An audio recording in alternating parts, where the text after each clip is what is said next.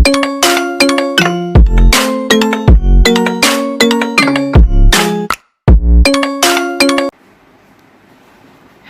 Morning students. मैं आज आप लोगों को हिस्ट्री ऑफ साइकोलॉजी में न्यू बिहेवियरिस्ट के टॉलमैन का ये दूसरा क्लास देने जा रही हूँ। और इस टॉक में हम लोग टॉलमैन एंड वॉटसन का जो डिफरेंस है, उनके आइडियाज़ एंड वैल्यू, जो आइडियाज़ का, उस पर हम लोग बातचीत करेंगे।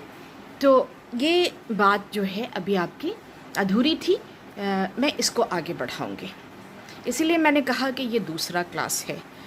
तो नाउ वी विल स्टार्ट कि हम लोग इस क्लास में आगे देखें कि क्या क्या डिफरेंस है टॉलमैन में और वॉटसन के विचार में। टॉलमैन अपने को बिहेवियरिस्ट कहते थे, मगर वो वॉटसोनियन बिहेवियरिज्म से बहुत अलग थे।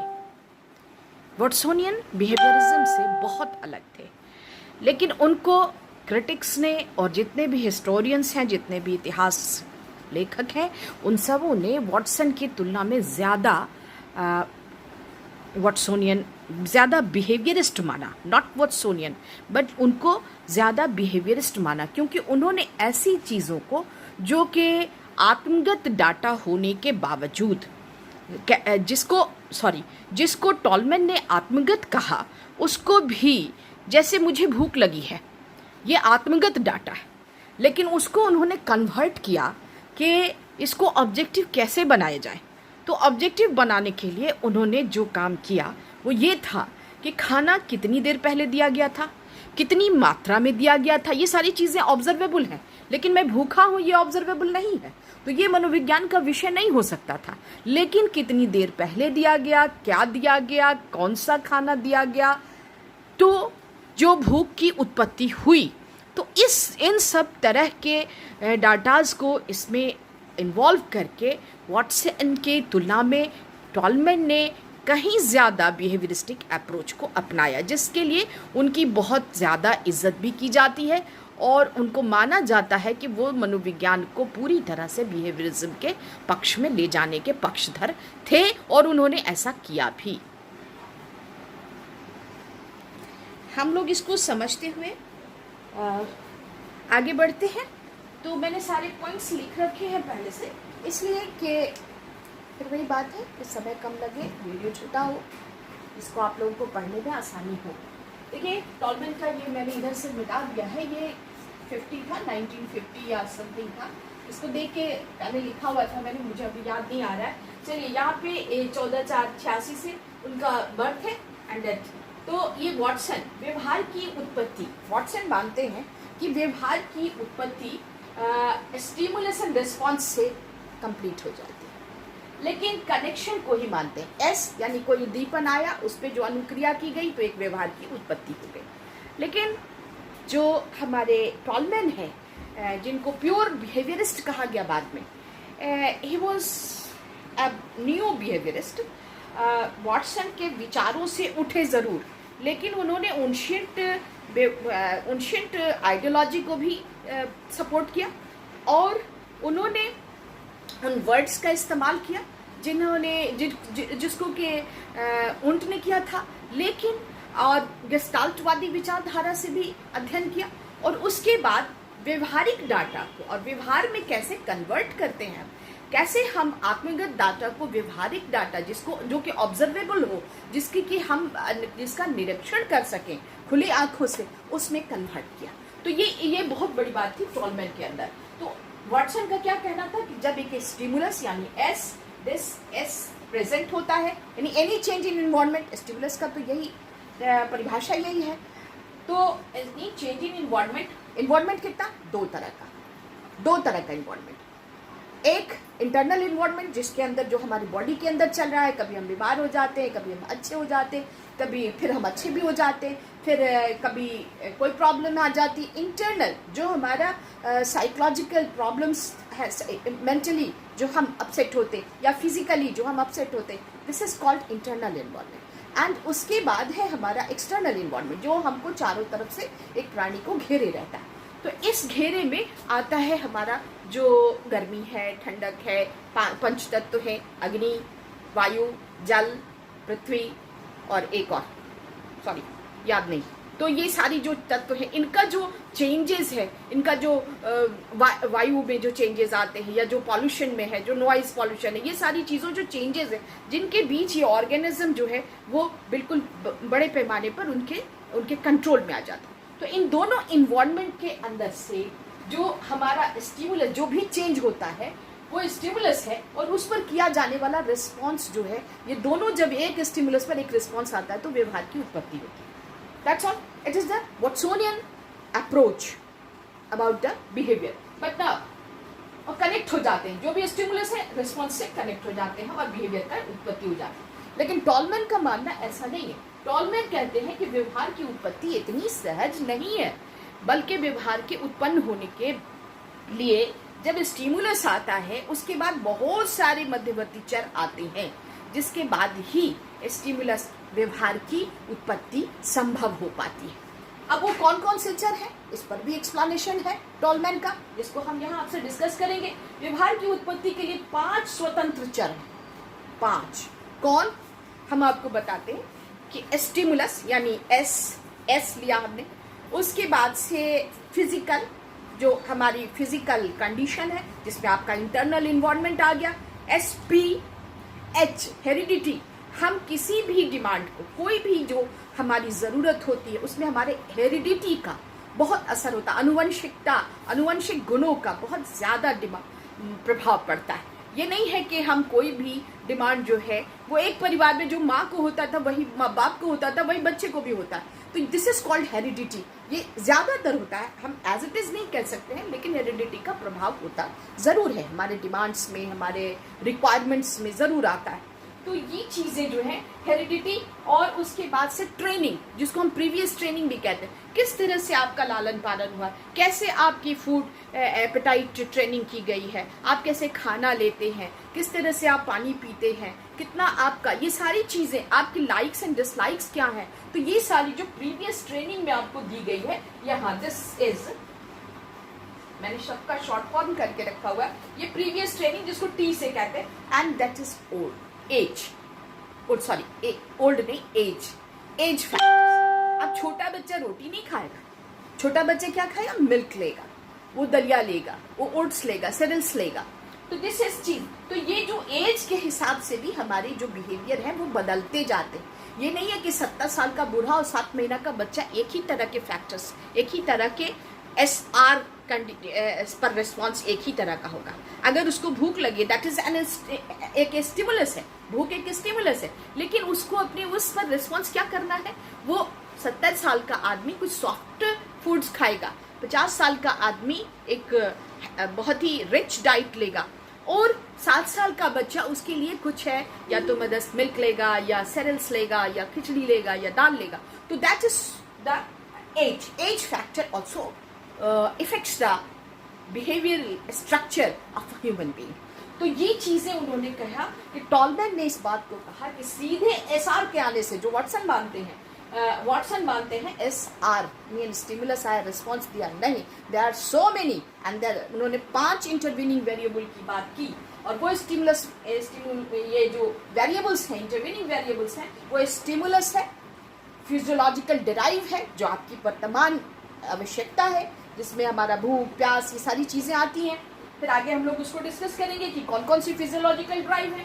फिर यहाँ हेरिडिटी है, हेरिडिटी यानी वो वंश से आपके वंशानुक्रम, जो अनुवंशिक गुण जो है आपके अंदर, उसके हिसाब से वो डिराइव होगा, कौन सा खाना किस जगह का। अब साउथ वाले लोगों को आप रोज दिन भुजिया रोटी दीजिएगा बिहारियों की तरह, तो वो नहीं खाएगा, उसको क्या चाहिए, इडली चाहिए। तो ये दिस इज द उसका रीजनल नीड है, और बाय बर्थ उसके माँ बाप भी खाते रहे हैं और वो भी खाता है। एग्जैक्टली। तो ये प्रीवियस ट्रेनिंग, किस तरह से आपको ट्रेन किया गया है, फूड हैबिट्स आपकी क्या है, खाने की आपको किस तरह से आपको सोने की आदत है, ये सारी चीज़ें ये प्रीवियस ट्रेनिंग में आती हैं। उसके बाद से हमारा age factor, this is 5 intervening variable, जिसको मैंने अपने हिसाब से यहाँ पे लिखा हुआ है SPHTA, याद करने के लिए। S stimulus, P physiological drive, H heredity, उसके बाद ट्रेनिंग, फिजिकल ट्रेनिंग जिसको प्रीवियस ट्रेनिंग भी कहते हैं, previous training, and in the end age is also a factor.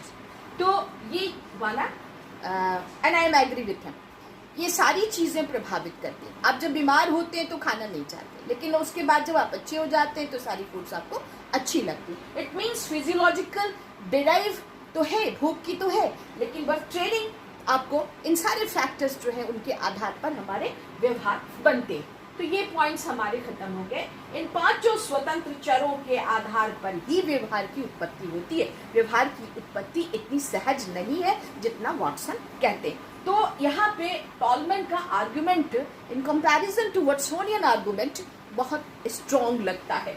चलिए अब हम लोग इस पॉइंट पर आते हैं, यहाँ इस पॉइंट पर। तो वॉटसन के अनुसार स्टिमुलस एंड रिस्पॉन्स के बीच सीधा संबंध, ये कह रहे हैं, हो जाता है, सहज है। बट टॉलमैन के अनुसार स्टिमुलस एंड फाइनल रिस्पॉन्स के बीच इंटरवीनिंग वेरिएबल्स की कार्यवाही को स्वीकारना है। स्वीकार, ये सेंटेंस में कुछ गड़बड़ी हो गई, स्वीकृत किया जाना चाहिए, ये लिखे हम लोग, तो ये स्वीकार करना चाहिए। तो मध्यवर्ती, ये पहली बात उन्होंने कही। और दूसरा, मध्यवर्ती चर प्राणी के अंदर कार्यरत रहते हैं, प्राणी के इंटरनल इन्वायरमेंट में रहते हैं, अंदर कार्यरत रहते हैं। कौन कौन सी चीज, आप जितनी चीजें देखिए, स्टिमुलस आया बाहर से, लेकिन फिजियोलॉजिकल ड्राइव जो है वो अंदर ही होगा, हेरिडिटी भी अंदर ही होगी, प्रीवियस ट्रेनिंग जो हमारी है एक्सपीरियंसेस के आधार पर वो भी अंदर ही होगी, और एज भी अंदर ही है। तो ये जितने इंटरवीनिंग वेरिएबल्स हैं वो इनसाइड द ह्यूमन बीइंग होता है, इनसाइड द ह्यूमन बीइंग इसको माना गया है। तो जितने भी, और इसीलिए उन्होंने एसआर कनेक्शन व्यवहार के लिए नहीं माना, बल्कि उन्होंने माना कि SOR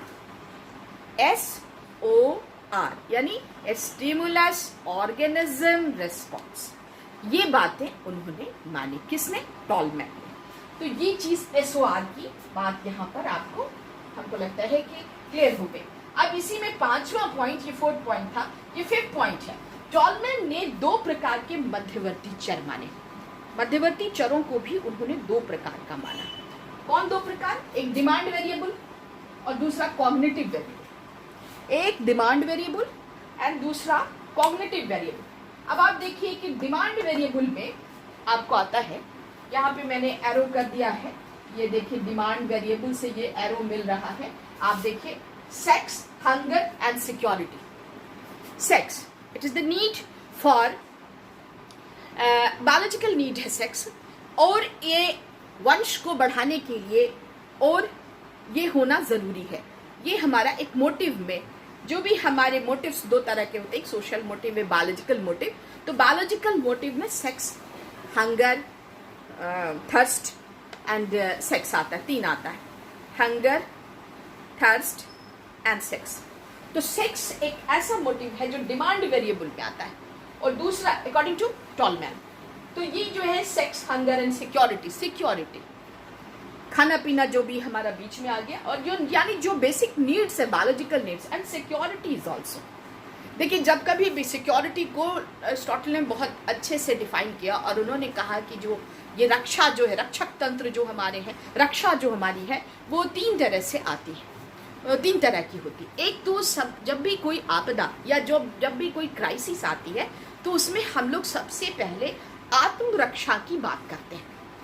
ये भी एक डिस्कस करने की बात है। Security, security, self security, and then family security, जो नियरेस्ट लोग हैं, ये एरिस्टोटल ने कहा था अपने समय में। एंड द थर्ड इज जाति, रेशियल सिक्योरिटी, रेशियल सिक्योरिटी। समझ रहे? ये तीन तरह के। बहुत पहले के दार्शनिकों ने कहा कि जब भी कोई परेशानी आती है तो सर्वप्रथम हमको लगता है कि हम अपने आप को बचाएं सबसे पहले, उसके बाद हम अपनी फैमिली को बचाएं। तो ये सिक्योरिटी का सेकंड मेजर है। एंड द थर्ड मेजर है पैरामीटर कि उसमें हम अपनी रेशियल, कहीं हमारी जाति ही ना लुप्त हो जाए, तो हम लोग उसके लिए रेशियल उसको बचाने की कोशिश करने लगते हैं। तो ये चीज़ जो है, ये तीनों सिक्योरिटी जो है यहाँ इस टॉलमैन के अंदर आती है। ये क्या है? डिमांड वेरिएबल है। ये जो हमारे डिमांड वेरिएबल के 3 फैक्टर्स को माना किसने? टॉलमैन ने। And the second is cognitive variable, यानी परसेप्शन ऑफ ऑब्जेक्ट्स।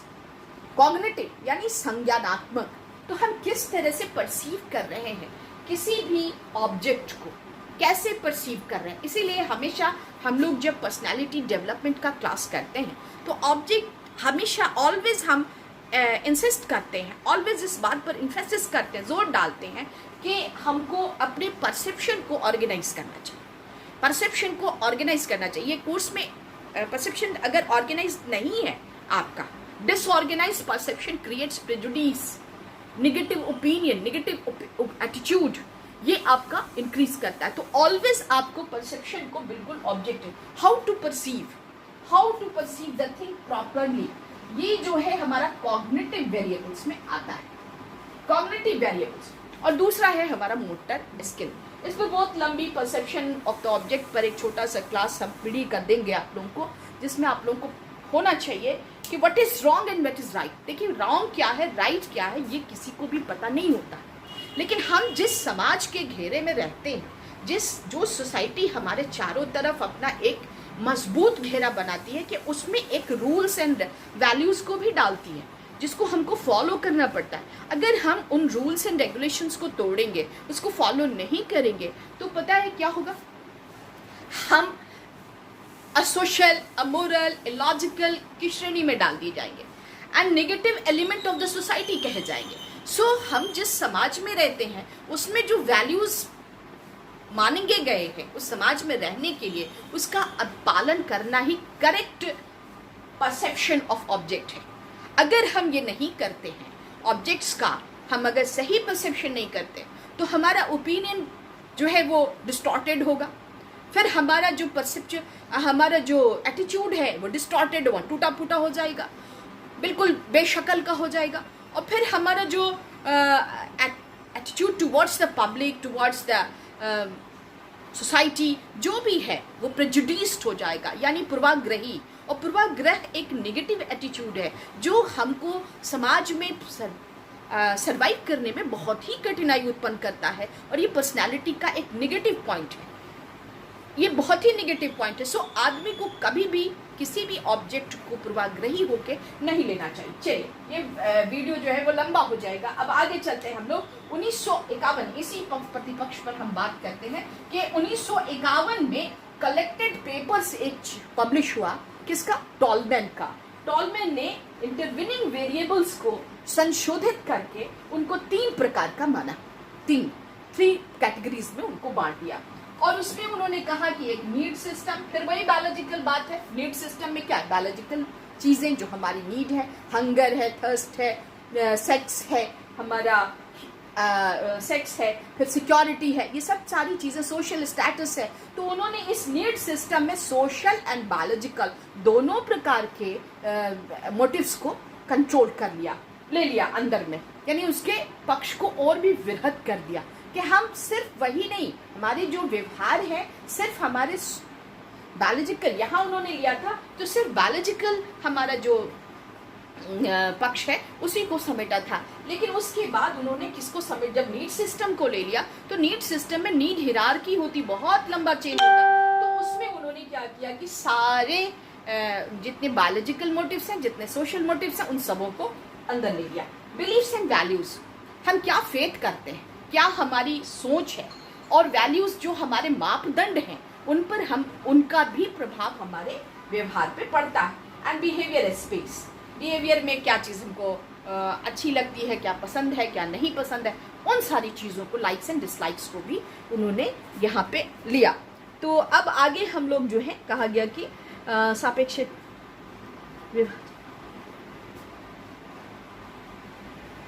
तो ये इतना हमारा आज का क्लास जो है, यहीं पे हम इसको एंड कर रहे हैं। और इसके बाद हम लोग टॉलमैन अल्टीमेटली थिंकिंग और मैंने पहले क्लास में बताया आपको कि थिंकिंग पर और बहुत सारी चीज़ों पर उन्होंने इमोशंस पर वर्क किया, और बहुत सारी चीज़ों पर वर्क करने के बाद अल्टीमेटली वो कहाँ चले आए, लर्निंग के क्षेत्र में। और उन्होंने लर्निंग की एक अनुपम थ्योरी दी जिसे कॉग्निटिव थ्योरी कहते हैं। और इस कॉग्निटिव थ्योरी के अंदर उन्होंने किन किन चीज़ों को, थ्योरी लर्निंग संबंधी उनके विचारों को हम अगले क्लास में आपसे डिस्कस करेंगे, अगले वीडियो। सो बाय गर्ल्स।